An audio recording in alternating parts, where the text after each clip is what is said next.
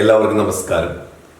സംസ്ഥാനത്തെ ഹയർ സെക്കൻഡറിയുടെ +1 ക്ലാസ്സുകൾ ആരംഭിക്കാൻ വേണ്ടി പോകുമ്പോൾ കുട്ടികൾക്കും രക്ഷിതാക്കൾക്കും അതുപോലെ തന്നെ അധ്യാപകർക്കും ഏറെ സഹായകരമായിട്ടുള്ള ഒരു വീഡിയോ ആണ് ഇന്ന് ചെയ്യുന്നത്.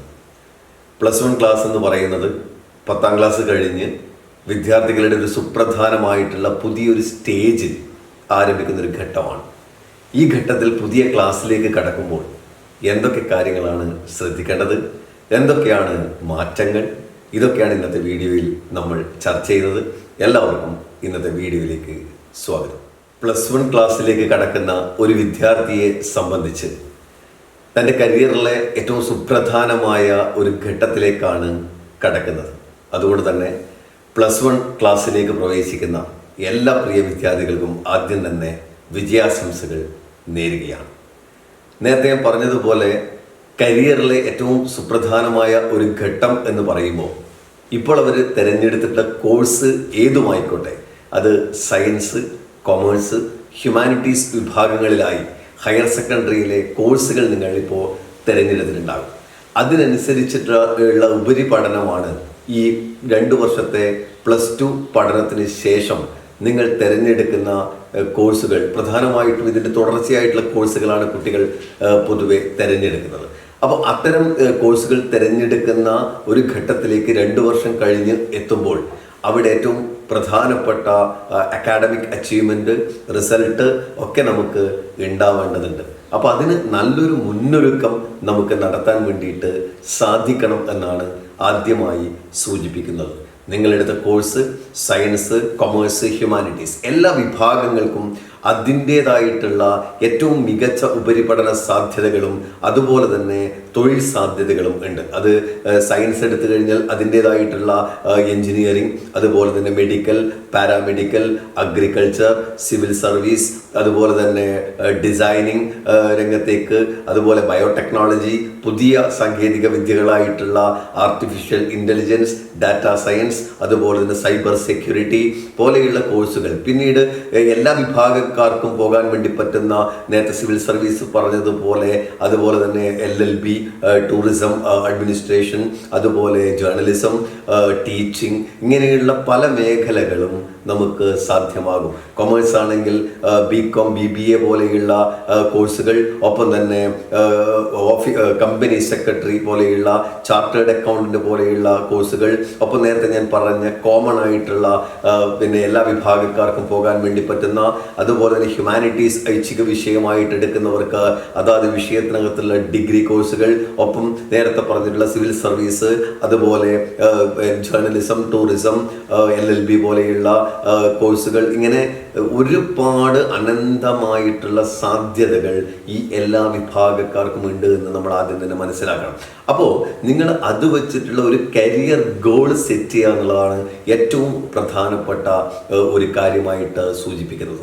അതായത് നമ്മൾ ഈ കോഴ്സ് കഴിഞ്ഞ് തിരഞ്ഞെടുക്കാൻ വേണ്ടി പറ്റുന്ന അല്ലെങ്കിൽ പോകാൻ സാധ്യതയുള്ള മേഖല ഏതാണ് എന്ന് നമ്മൾ തിരിച്ചറിയണം, അത് തിരഞ്ഞെടുക്കണം എന്നുള്ളതാണ്. അതിന് വേണ്ടിയിട്ടുള്ള ഒരു ഹാർഡ് വർക്കും ഒരു ഡെഡിക്കേഷനുമാണ് നമ്മൾ ഈ 2 വർഷവും നേടേണ്ടത്. അങ്ങനെയാണെങ്കിൽ നിങ്ങൾക്ക് ഇപ്പോൾ ചിലപ്പോൾ നിങ്ങൾക്ക് ഉദ്ദേശിച്ച സ്കൂളുകളൊക്കെ കിട്ടാത്ത കുട്ടികളുണ്ടാവും. ഈ മാർക്കിൻ്റെ A+ൻ്റെ അടിസ്ഥാനത്തിൽ ചിലപ്പോൾ ആ പ്രശ്നം കൂടി നമുക്ക് ഇതേ സിറ്റുവേഷൻ നമുക്ക് 2 വർഷം കഴിഞ്ഞാൽ വരികയാണ്. അപ്പോൾ അതുകൊണ്ട് തന്നെ അതിന് കൃത്യമായിട്ടുള്ള ഇടപെടലുകൾ, അതായത് അക്കാഡമിക് അച്ചീവ്മെൻറ്റ് നന്നായിട്ട് നേടിയെടുക്കാൻ വേണ്ടിയിട്ട് നമുക്ക് ഈ 2 വർഷം കൊണ്ട് സാധിക്കണം എന്നതാണ് ഈ കരിയർ ഗോൾ സെറ്റ് ചെയ്യുന്നതുമായി ബന്ധപ്പെട്ട് ആദ്യം തന്നെ സൂചിപ്പിക്കുന്നത്.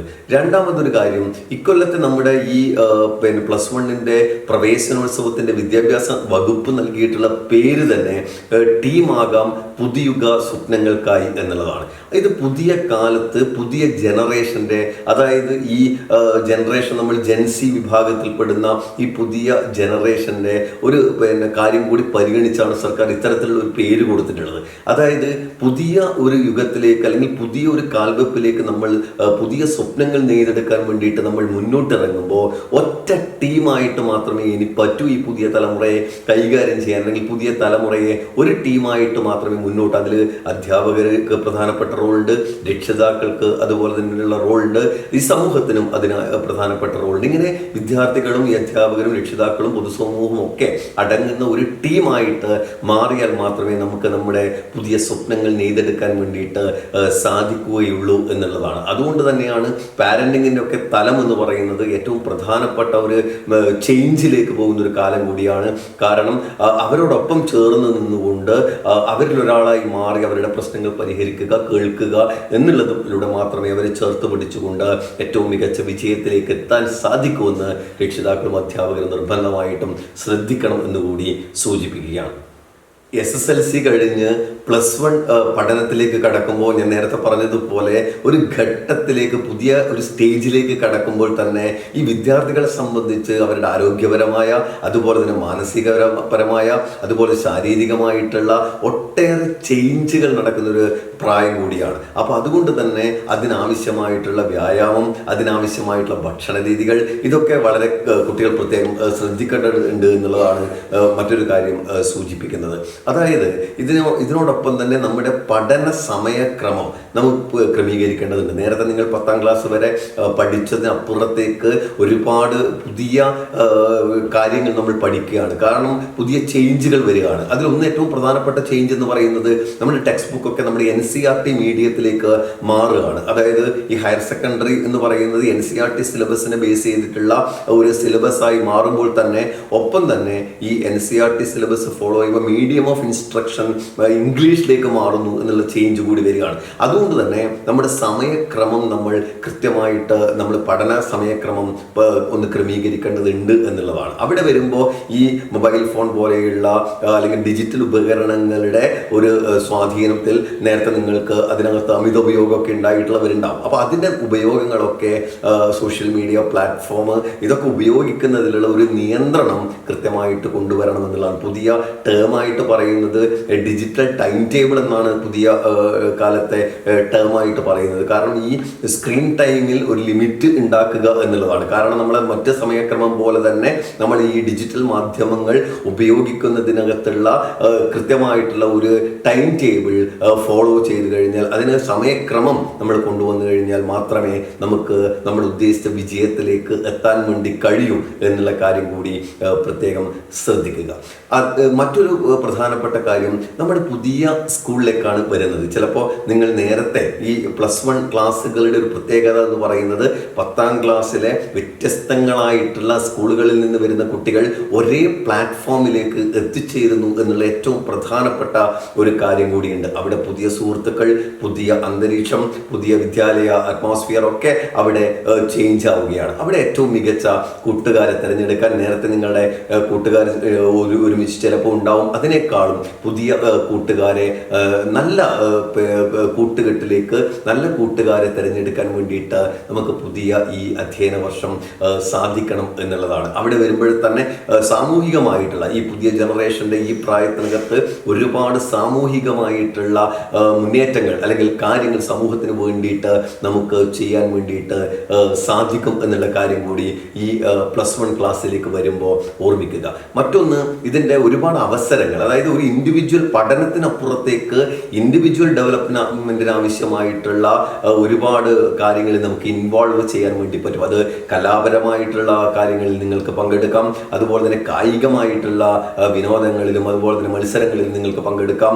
ഒപ്പം തന്നെ ഈ നമ്മുടെ വർക്ക് എക്സ്പീരിയൻസ്, സാമൂഹ്യ ശാസ്ത്രമേള, മാത്തമാറ്റിക്സ് ഫെയർ പോലെയുള്ള ഫെയറുകളിൽ നിങ്ങൾക്ക് പങ്കെടുക്കാം. അതിനൊക്കെ ഒരു മുന്നൊരുക്കം ആവശ്യമാണ് എന്നുള്ളതാണ് ഞാൻ സൂചിപ്പിക്കുന്നത്. ഒപ്പം തന്നെ ഇതിനപ്പുറത്തേക്ക് സ്കൂളിനകത്തുള്ള സാമൂഹികമായിട്ട് നമുക്ക് ഇടപെടാൻ വേണ്ടിയിട്ടുള്ള ഒരുപാട് സന്നദ്ധ സംഘടനകൾ വർക്ക് ചെയ്യുന്നുണ്ട്. അതിൽ നാഷണൽ സർവീസ് സ്കീം, NSS, ഒപ്പം തന്നെ student police cadet, NCC, scout and guide പോലെയുള്ള സംഘടന, അതായത് സ്കൂളിലെ അതുപോലെ യൂണിറ്റുകൾക്കനുസരിച്ച് ഇതിൽ നിങ്ങൾക്ക് പിന്നെ പങ്കാളിത്തം ഉറപ്പുവരുത്താൻ വേണ്ടിയിട്ട് സാധിക്കും. അത് കൂടാതെ തന്നെ വ്യത്യസ്തങ്ങളായിട്ടുള്ള ക്ലബ്ബുകൾ സ്കൂളിൽ വർക്ക് ചെയ്യുന്നുണ്ട്. സൗഹൃദ ക്ലബ്ബ് ഉണ്ട്, അതുപോലെ തന്നെ കരിയർ ഗൈഡൻസ് ആൻഡ് അഡോൾസൻ കൗൺസിലിങ്ങിൻ്റെ ക്ലബ്ബ് ഉണ്ട്, ലാംഗ്വേജ് ക്ലബ്ബുകൾ ഉണ്ടാവും, ശാസ്ത്ര ക്ലബ്ബുകൾ ഉണ്ടാവും, മാത്തമാറ്റിക്സ് ക്ലബ്ബുകൾ ഉണ്ടാവും. അപ്പോൾ അത്തരത്തിലുള്ള ക്ലബ്ബുകളുടെ നിങ്ങളുടെ പാർട്ടിസിപ്പേഷൻ ഉറപ്പുവരുത്താൻ വേണ്ടിയിട്ട് സാധിക്കുന്നതിലൂടെ പഠനത്തോടൊപ്പം ഒരു മികച്ച സാമൂഹിക വിദ്യാർത്ഥിയായി മാറാൻ കൂടി നിങ്ങൾക്ക് സാധിക്കും എന്നുള്ള കാര്യം കൂടി ഓർമ്മപ്പെടുത്തുകയാണ്. നേരത്തെ സൂചിപ്പിച്ചതുപോലെ തന്നെ പുതിയ വിദ്യാലയ അന്തരീക്ഷത്തിൽ പുതിയ കൂട്ടുകാരെ തിരഞ്ഞെടുക്കുമ്പോൾ അല്ലെങ്കിൽ പുതിയ അറ്റ്മോസ്ഫിയറിലേക്ക് നിങ്ങൾ എത്തുമ്പോൾ അച്ചടക്കം ഏറ്റവും പ്രധാനപ്പെട്ട ഒരു കാര്യമാണ്. അത് നിങ്ങളുടെ പ്രായം എന്ന് പറയുന്നത് നേരത്തെ ഞാൻ സൂചിപ്പിച്ചതുപോലെ 10ാം ക്ലാസ് കഴിഞ്ഞ് പുതിയൊരു ഘട്ടത്തിലേക്ക് കടക്കുമ്പോൾ ഏറ്റവും മുതിർന്ന വിദ്യാർത്ഥികളായിട്ട് നിങ്ങൾ മാറാണ്. അവിടെ ഏറ്റവും മാതൃകാപരമായിട്ടുള്ള വിദ്യാലയത്തിലെ മറ്റു കുട്ടികൾക്ക് പോലും, ചെറിയ ക്ലാസ്സിലെ കുട്ടികൾക്ക് പോലും മാതൃകാപരമായിട്ടുള്ള ഒരു അച്ചടക്കം കീപ്പ് ചെയ്യാൻ വേണ്ടിയിട്ട് നമുക്ക് ഓരോരുത്തർക്ക് സാധിക്കണം. അത് മറ്റാരും പറഞ്ഞു ചെയ്യുന്നതിനപ്പുറത്തേക്ക് ഒരു ഇൻഡിവിജ്വൽ ഡിസിപ്ലിൻ കീപ്പ് ചെയ്യാൻ വേണ്ടിയിട്ട് നമുക്ക് ഓരോരുത്തർക്കും സാധിക്കണം എന്നുള്ളതാണ് ഏറ്റവും പ്രധാനപ്പെട്ട ഒരു കാര്യമായിട്ട് ഓർമ്മിക്കേണ്ടത്. അവിടെ ഞാൻ നേരത്തെ സൂചിപ്പിച്ചതുപോലെ തന്നെ ശാരീരികമായിട്ടും മാനസികമായിട്ടും ആരോഗ്യപരമായിട്ടും ഒക്കെ ഏറെ ചേഞ്ച് വരുന്ന ഒരു കാലത്തിലേക്ക് വരുമ്പോൾ നമുക്ക് സെൽഫ് ഡിസിപ്ലിൻ എന്ന് പറയുന്നത് ഏറ്റവും പ്രധാനപ്പെട്ട ഒരു കാര്യമാണ്. അവിടെ ഭക്ഷണക്രമത്തിനും വ്യായാമത്തിനും ഒക്കെ വലിയ പ്രാധാന്യമുണ്ട്. അതുപോലെ തന്നെ രാവിലെയൊക്കെ കൃത്യമായിട്ട് ഭക്ഷണമൊക്കെ കഴിച്ച് സ്കൂളിലേക്ക് വരുന്നൊരു രീതി, അതുപോലെ തന്നെ അതുപോലെ ഉറക്കം കൃത്യമായിട്ട് ക്രമീകരിക്കുന്ന രീതി, ഇതൊക്കെ നമുക്ക് പ്രത്യേകം ശ്രദ്ധിക്കേണ്ടതുണ്ട് എന്ന കാര്യം കൂടി ഓർമ്മിക്കുക. അതായത് +1 ക്ലാസ്സിലേക്ക് കടക്കുമ്പോൾ ഞാൻ നേരത്തെ പറഞ്ഞതുപോലെ പുതിയൊരു ടീമായി, ആ ടീമിനകത്ത് അധ്യാപകരുണ്ട്, രക്ഷിതാക്കളുണ്ട്, വിദ്യാർത്ഥികൾക്കാണ് ഏറ്റവും പ്രധാനപ്പെട്ട റോള്, പൊതുസമൂഹത്തിനുള്ള അതിനകത്തുള്ള റോളുണ്ട്. ഇങ്ങനെ എല്ലാവരും കൂടി ചേർന്നുകൊണ്ട് ഏറ്റവും മികച്ച ഒരു കരിയർ ഡെവലപ്പ് ചെയ്യുന്നതിന് വേണ്ടിയിട്ട് ഉള്ള ഒരു തുടക്കമായിരിക്കണം +1 ക്ലാസ്സിൻ്റെ തുടക്കം എന്നുള്ളത് പ്രത്യേകം ഓർമ്മിക്കുക. അതുപോലെ തന്നെ നേരത്തെ ഞാൻ പറഞ്ഞ മീഡിയം ഓഫ് ഇൻസ്ട്രക്ഷനൊക്കെ ഇംഗ്ലീഷിലേക്ക് മാറുമ്പോൾ ഒക്കെ ഉണ്ടാവുന്ന ചെറിയ ബുദ്ധിമുട്ടുകൾ താൽക്കാലികമാണ്. അതിൽ തന്നെ പതറിപ്പോകരുത്. അവിടെ മാനസികാരോഗ്യത്തിന് വളരെ സ്ട്രോങ് ആയിട്ടുള്ള മാനസികാരോഗ്യം ഉണ്ടാവണം. അവിടെ കൃത്യമായിട്ട് ഇതിനകം ഓൾറെഡി +1 ക്ലാസ്സുകൾ കഴിഞ്ഞു പോയിട്ടുള്ള മുൻ ബാച്ചുകളിലൊക്കെ ഇതേ പ്രശ്നങ്ങൾ തന്നെയാണ്. അത് അവർ കൃത്യമായിട്ട് ഓവർടേക്ക് ചെയ്ത് പോയിട്ടാണ് വിജയത്തിലേക്ക് വന്നിട്ടുള്ളത്. അതുകൊണ്ട് തന്നെ താൽക്കാലികമായിട്ടുള്ള ചില ബുദ്ധിമുട്ടുകൾ ആദ്യത്തെ ക്ലാസ്സിനകത്ത് ചിലപ്പോൾ നിങ്ങൾക്ക് ഫേസ് ചെയ്യാം. അപ്പോൾ അത് തരണം ചെയ്തുകൊണ്ട് മുന്നേറാൻ വേണ്ടിയിട്ട് സാധിക്കണം എന്നുകൂടി സൂചിപ്പിക്കുകയാണ്. പഠനത്തോടൊപ്പം തന്നെ സർഗാത്മകമായിട്ടുള്ള ഒരു ഇൻഡിവിജ്വലായിട്ടുള്ള ഒരു മുന്നേറ്റം കൂടി നമുക്ക് നടത്താൻ വേണ്ടിയിട്ട് ഈ പുതിയ കാലത്ത് സാധിക്കണം. അതായത് ക്യാമ്പസിൻ്റെ സർഗാത്മകതയിൽ കൂടി നമുക്ക് ഇടപെടാൻ വേണ്ടിയിട്ട് ഓരോരുത്തർക്കും സാധിക്കണം. നിങ്ങൾ ഏത് കോഴ്സും ഇപ്പോൾ എടുത്തതായിക്കോട്ടെ, സയൻസ് ആയിക്കോട്ടെ, കൊമേഴ്സ് ആയിക്കോട്ടെ, ഹ്യൂമാനിറ്റീസ് ആയിക്കോട്ടെ, ഞാൻ ആദ്യം പറഞ്ഞതുപോലെ എല്ലാ കോഴ്സുകൾക്കും അതിൻ്റേതായിട്ടുള്ള പ്രാധാന്യമുണ്ട്. അപ്പോൾ നിങ്ങൾക്ക് ഇപ്പോൾ ചിലപ്പോൾ ഉദ്ദേശിച്ച സ്കൂളോ കോളേജുകളോ സ്കൂളുകൾ ചിലപ്പോൾ ലഭിച്ചിട്ടുണ്ടാവില്ല.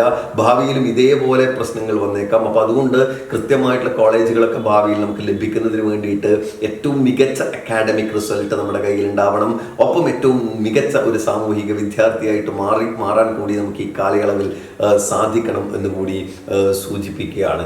അതായത് കൃത്യമായിട്ടുള്ള ഇടപെടലുകളിലൂടെ ഏറ്റവും മികച്ച വിജയം ഉണ്ടെങ്കിൽ മാത്രമേ നമുക്ക് ഏറ്റവും മികച്ച ഒരു കരിയർ സെറ്റ് ചെയ്യാൻ വേണ്ടിയിട്ട് നമുക്ക് സാധിക്കൂ. നിങ്ങൾ ഏത് കോഴ്സ് പഠിക്കുന്നു എന്നുള്ളതല്ല, ആ പഠിക്കുന്നതിൽ നമ്പർ 1 ആവുക എന്നുള്ളതാണ്. നമ്പർ 1 എന്ന് പറയുന്നത് ഓവറോൾ നമ്പർ 1 എന്നുള്ളതാണ്. അത് മാർക്കിൻ്റെ കാര്യത്തിലും അതുപോലെ ഇൻഡിവിജ്വൽ ഡെവലപ്മെൻറ്റിൻ്റെ കാര്യത്തിലും ഒക്കെ നമുക്ക് ഏറ്റവും മികച്ച വിദ്യാർത്ഥിയായിട്ട് മാറാൻ വേണ്ടിയിട്ട് സാധിക്കണം. എല്ലാവർക്കും ഒരിക്കൽ കൂടി നിങ്ങൾ ഈ +1 ക്ലാസ്സിലേക്ക് കടക്കുമ്പോൾ ഈ കാര്യങ്ങളൊക്കെ ശ്രദ്ധിച്ച് ഏറ്റവും മികച്ച വിജയം ഈ 2 വർഷം ഉണ്ടാവട്ടെ എന്ന് ആത്മാർത്ഥമായിട്ട് ആഗ്രഹിക്കുന്നു.